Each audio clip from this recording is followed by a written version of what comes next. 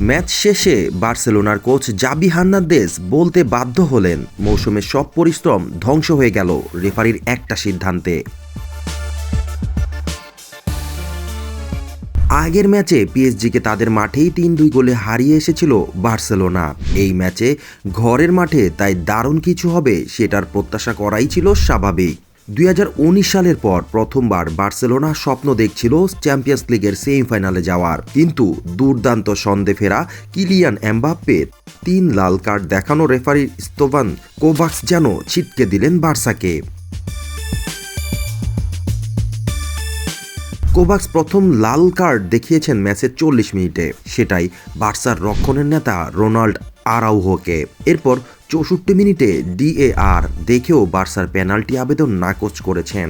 মাঝে লাল কার্ড দেখিয়েছেন Barca coach জাবি হার্নান্দেজ এবং গোলরক্ষক কোচ রোমান দে লা ফুয়েন্তেকে। অথচ স্তাদি অলিম্পিক লুইস কোম্পানিসে শুরুটা ছিল মূলত বার্সারই।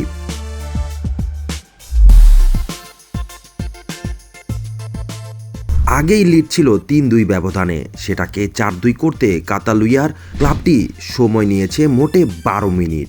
আগের ম্যাচে জোড়া গোল করা রাফিনিয়া এই ম্যাচেও নাম লিখিয়েছেন স্কোরশিটে। ম্যাচের লাগাম তখন পর্যন্ত বার্সেলোনার কাছেই ছিল। ২৯ মিনিটেই ঘটে বিপত্তি। পিএসজির ব্র্যাডলি বারকোলাকে ফাউল করে সরাসরি লাল কার্ড দেখে মাঠ ছাড়তে হয় রোনাল্ড আরাউহোকে।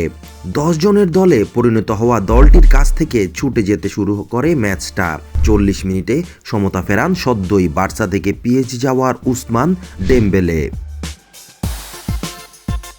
দ্বিতীয়ার্ধের ১০ মিনিট পেরোনোর আগেই অ্যাগ্রিগেটেও সমতা এনে ফেলে পিএসজি।